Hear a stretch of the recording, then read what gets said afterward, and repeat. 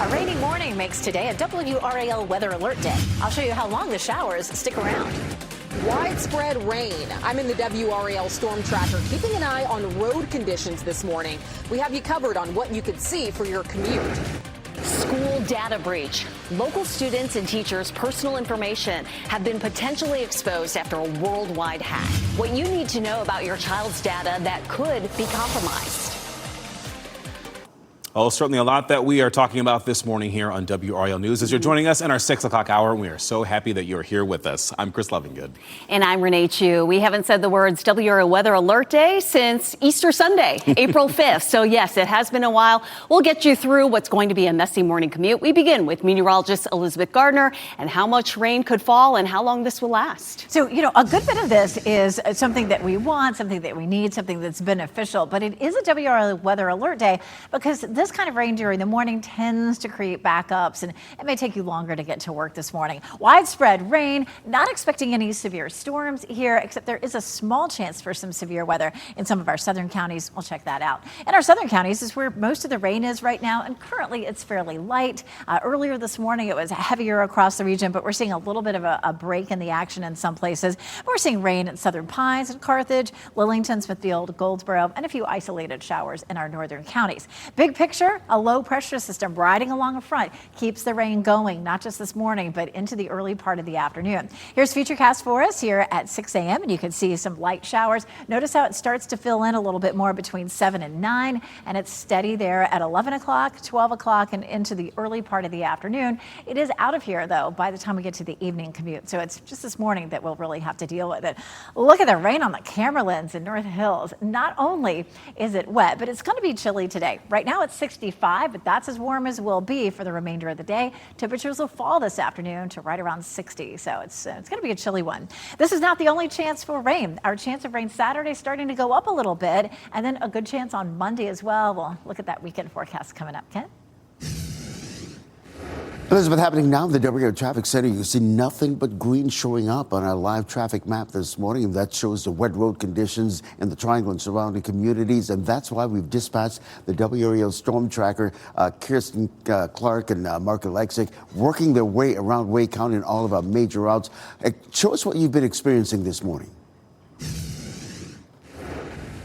Yes, good morning, Ken. We are now hopping onto the Beltline here, going towards that northern loop of the Beltline. I want to give you a look here at what we're seeing right now. Throughout the morning, the rain has picked up and it is lightened up. Right now, we're just seeing a light sprinkle, but the roads are pretty wet here, pretty slick out here. We're seeing some light puddling or ponding on the roads, rather. So that's just something drivers will want to be aware of. We're getting some of that spray from people as they're passing by us, in front of us as well. So we've got these windshield wipers going just to help with visibility. This morning, we are seeing traffic starting to pick up as people are heading out to work or heading to school. So again, just something to be aware of as you're heading out on the roads this morning. It is still dark, but it is slick and wet out here. So we're going to continue to keep an eye as, again, we head towards that northern loop of the Beltline this morning, giving you a look at what we're seeing on the roads this morning. But I'll send it back to you for now, Ken. Yeah, definitely. Give yourself some extra time as you're heading out this morning because conditions will not improve as you're heading out. But the good news for right now, we're not seeing any major delays on any of our major routes. If you're coming in from Wake Forest, just a 1-minute delay. Our friends in coming in from Knightdale, you're coming in from the Gardner-Johnston County area on I-40 westbound. Even those coming in on Apex and UF1 North, completely delay-free, as well as I-40 eastbound. So you're getting ready to head out the door. Definitely tune us in on the radio 101.5 HD3. We'll keep you updated all morning long as you get to your destinations. And I'm Laura Levine here in the WRAL Live Center this morning, tracking power outages across the area. And we now know what caused hundreds of people to be out without power here in Durham. A fallen tree or tree limbs knocked down power for hundreds of people here near the Irwin Road and Mount Sinai Road area in Durham. At 5 o'clock this morning, we saw the number of people impacted and customers impacted at around 900. Happy to report that number is now down to 200. So we are seeing some progress here. But again, according to Duke Energy, this was because of some trees or tree limbs in this area that came down on equipment. So, of course, we're going to continue to track the impact here from the rain that's moving in the area. Keep you updated on what we see. Laura Levine here in the Live Center. 3 people are hurt after a stabbing south of downtown Raleigh. What you're seeing here is video from the WRAL breaking news tracker as investigators were looking into this scene on South Wilmington Street around 10:30 last night. Police say there was some kind of argument that happened at an encampment where people without homes live, and that's when someone pulled a knife. All 3 people who were stabbed are expected to recover, though, but police say no one is in custody. This morning, traffic is back to normal in Cary. Maynard Road was closed at East Chatham Street for more than 7 hours yesterday after an Amtrak train slammed into a trailer on the tracks. Now, the crash happened just after 2 in the afternoon. Cary police say a construction trailer that had become detached from a truck was sitting on the tracks when it was hit. 46 passengers were on the train. 6 were treated for minor injuries. We spoke with one of the passengers about what he saw. You could see some of the wood shrapnel and stuff underneath the engine, and a couple of the tanks are off under the engine and stuff like that. We are working to learn whether the driver whose trailer was hit will face charges. This morning, a worldwide data breach is affecting students and teachers' information in school districts, even including across North Carolina as well as Wake County. Let's bring in WRAL's Kelsey Coffey. She joins us live from the Department of Public Instruction. Kelsey, cybersecurity experts say right now, this is the time for parents to talk to their children about internet safety. Yes, Chris, having conversations with your kids about keeping their passwords safe are always important, but especially after a hack like this one. This morning, we're asking several questions to the Department of Public Instruction after the statewide learning management system Canvas was compromised. So here's what we're asking this morning. When did the state learn of this hack? Are all districts impacted, and how they're investigating going forward? The company behind Canvas Instructure says there is no evidence passwords, dates of birth, government identifiers, or financial information was taken, but other information was, including names, email addresses, student ID numbers, and user messages. Instructure says the incident happened between April 25th and April 30th, affecting thousands of school districts, including Wake County. This is also a reminder that cybersecurity is no longer just an IT issue. It's a business issue. It's operational, and student safety is also an issue here. So organizations should really be paying attention to the programs that they're putting in place for their cybersecurity and incident response. Head to WRAL.com's homepage to find out your next steps to keep your students' information safe while to protect your students' data while this hack is being investigated. Kelsey Coffey, WRAL News, live in Raleigh. President Donald Trump says he is optimistic there could be a deal with Iran soon. That optimism is sending stock futures soaring and oil prices plummeting. President Trump says the U.S. has had very good talks with Iran over the last 24 hours. But he says there is no deadline for Iran to respond to the latest peace proposal. The one-page proposal would declare an end to the conflict and trigger a 30-day period resolving nuclear demands, unfreezing Iranian assets, and negotiating security in the Strait of Hormuz. President Trump claims Iran has agreed to his chief demand of not having a nuclear weapon. Today, we'll get an update on a civil lawsuit filed by families of the victims of Raleigh's Hedingham mass shooting. A status hearing is set for today in the lawsuit against Capitol Special Police LLC and Capitol Officer Nicole Locke. It claims Locke arrived late to work that day and did not call 911 right away. 5 people died in that shooting back in October 2022. The shooter, Austin Thompson, was sentenced earlier this year to life in prison without the possibility of parole. The names of 2 City of Raleigh employees remain on a lawsuit regarding the death of Haley Brooks for now. The girl's family wants them held accountable for actions leading up to the 11-year-old's death during the Raleigh Christmas parade back in 2022. A judge did not make a decision yesterday on the motion to have the employees dismissed from the lawsuit. Attorneys for the Brooks family argued employees who work to coordinate special events for the city of Raleigh did not create an adequate safety plan to protect kids in the parade. The judge did not say when a decision will be made. Landon Glass was driving that pickup truck that went out of control and hit Brooks during the parade. He is serving an 8-month jail sentence after pleading guilty to charges including misdemeanor death by motor vehicle. He could be out of jail by August. A federal judge unsealed the suicide note reportedly written by Jeffrey Epstein. A former cellmate of Epstein said he found this note. It reads in part, quote, "They investigated me for months, found nothing. It is a treat to be able to choose one's time to say goodbye. No fun, not worth it." The note was not signed, though. Its release was ordered after a request by the New York Times. Investigators now believe a deadly apartment fire in Carrboro was accidental. The fire department has not identified an exact cause. Thomas Owens died in the fire, and 20 other people need a new place to live.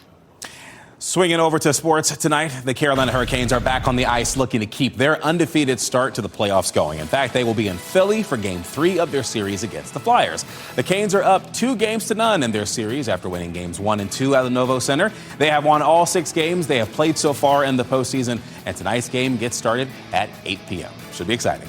Your time is 6:10.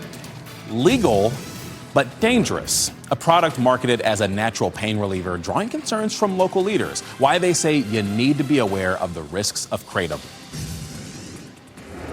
And we do have showers moving across parts of the region right now. We have a lot of rain left today. I'll show you how long it will last and how much we should see. Get out those tickets. Here's a look at the winning Powerball numbers: 18, 27, 51, 65, and 68. The Powerball was 5. The Power Play was 3. Stay safe with the latest WRAL Weather Alert Day info. Get up to the minute weather and traffic conditions when you get in your car. In Raleigh on 99.3 FM, in Durham 96.5 FM, and everywhere on 101.5 HD3.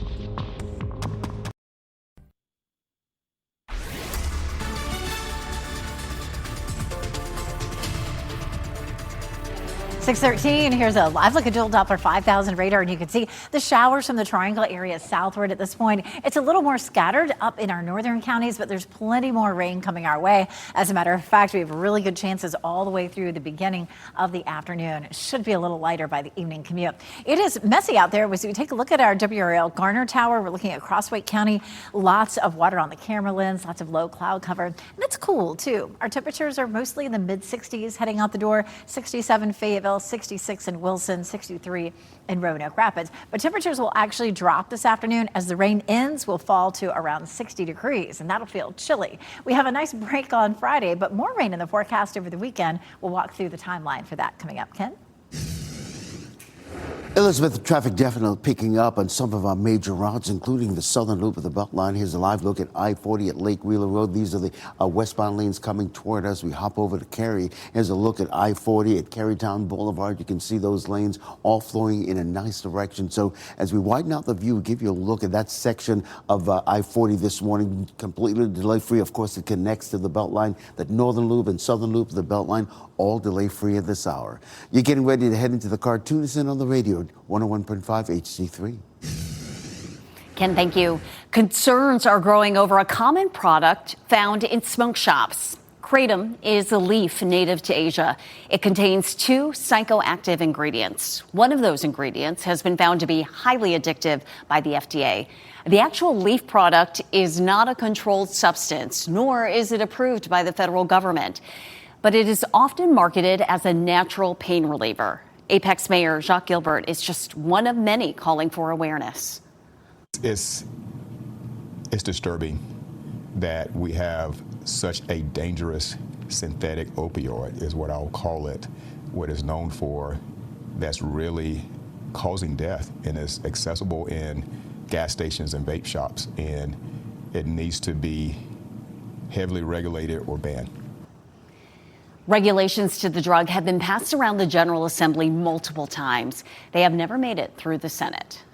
The Nash County Sheriff's Office is warning people about fake IRS letters showing up in mailbox. Let me walk you through this. Deputies say the scam letters may look official. They could include case numbers, QR codes, and threats demanding immediate payment or personal information. The sheriff says that people should not scan suspicious QR codes or call numbers listed on the letters. Instead, verify any notice directly through the IRS.gov website.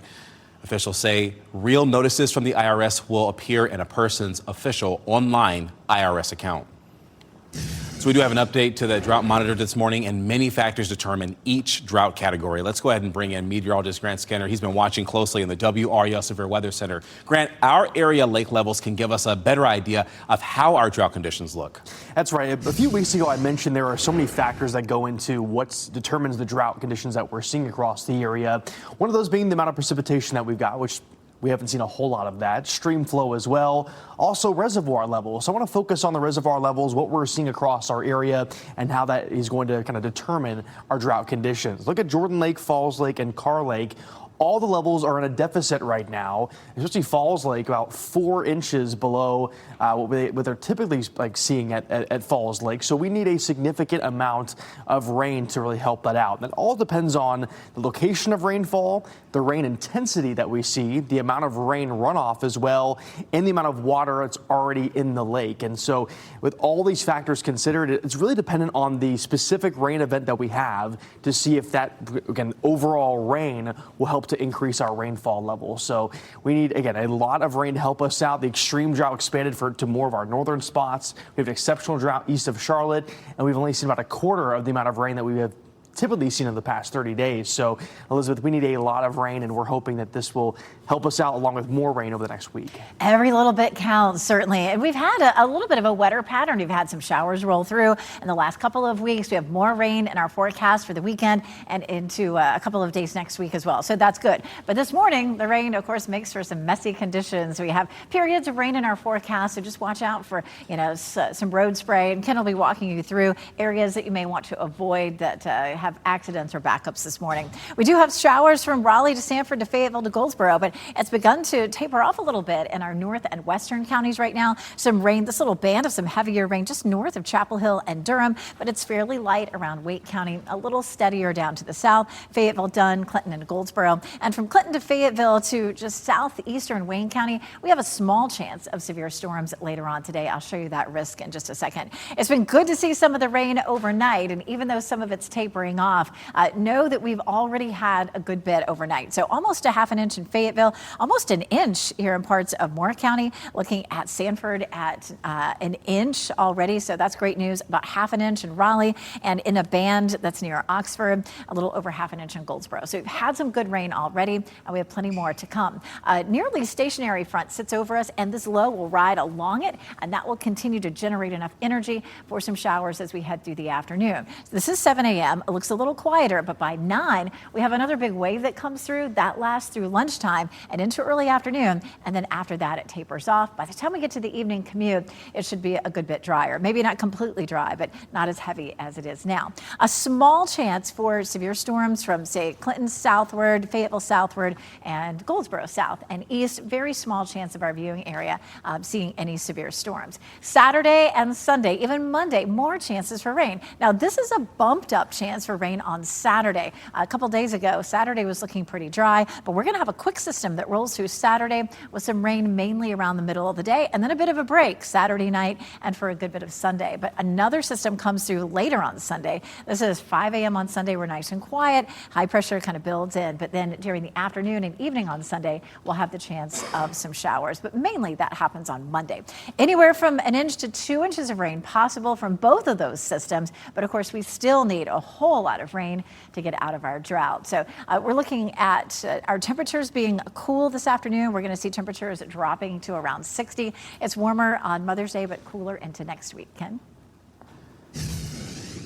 All right, Elizabeth, happening now. We are staying on top of these wet road conditions. So let's take a spin around the Beltline. Start with the northern loop of the Beltline, more specifically this area of I-440 at Ridge Road. These are the westbound lanes moving away from us this morning, flowing at a nice steady clip.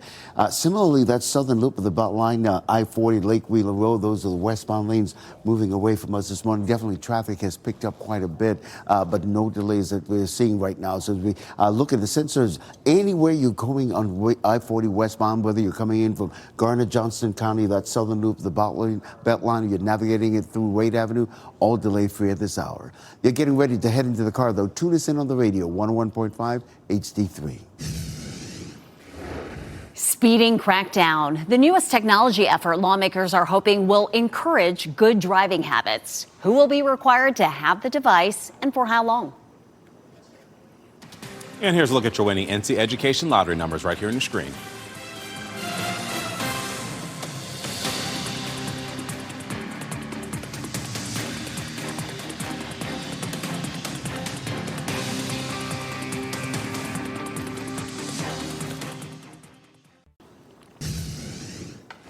Well, there's this new technology that could be used to crack down on dangerous drivers. Lawmakers are proposing an effort using artificial intelligence to block certain people's cars from going above the speed limit. Anyone who had their license revoked or limited because of speeding violations is required to install this device in their vehicle for 1 year. While this has been used for years in commercial settings, this move shifts it to private vehicles. WRAL's Carly Haynes rode in a car that has this technology to see how it works. Part of the install process is we take apart the connection between the gas pedal and the engine. Okay. And our device sits between those two things. So then the device does the calculation that says, how fast are they going? What road are they on? Should they be allowed to speed in this circumstance? And while lawmakers say this bill would only require the device for a year, they hope it leads to permanent changes by forming habits. This What's Trending report is sponsored by Call Dad AC and Heating. One NFL player is booked and busy during his offseason. Another is looking forward to getting married. And to talk all about it this morning, we have Ken Smith with What's Trending. Yeah, so let's start with New York Giants quarterback Jameis Winston. He's set to be a FIFA World Cup correspondent for Fox Sports. This international tournament will be played across 16 cities in Canada, Mexico, and the U.S. Winston made his first foray into media back in February during Super Bowl 59 on Fox. And he even appeared on Netflix's MLB opening night this year. Winston played his college ball at Florida State, and I hope he gets some rest because it's a pretty packed year schedule, right? Oh, 100%. Yeah. So another NFL star. We're talking about Travis Kelce. He's seeing wedding bells in his future while he and Taylor Swift are actually keeping their wedding details under lock and key. Now, on the podcast he shares with his brother Jason, Kelce shared, quote, "Can't wait for the wedding." So it sounds like it's coming up pretty soon, maybe. Travis Kelce popped the question in August last year, so coming up on a year. That was breaking news, and when they get married, that will be breaking news as well. They'll probably shut down the internet. Probably, once goodness. again. Ken, thank you. Morning showers out there. How the rain is impacting your plans today and the road conditions we're seeing right now.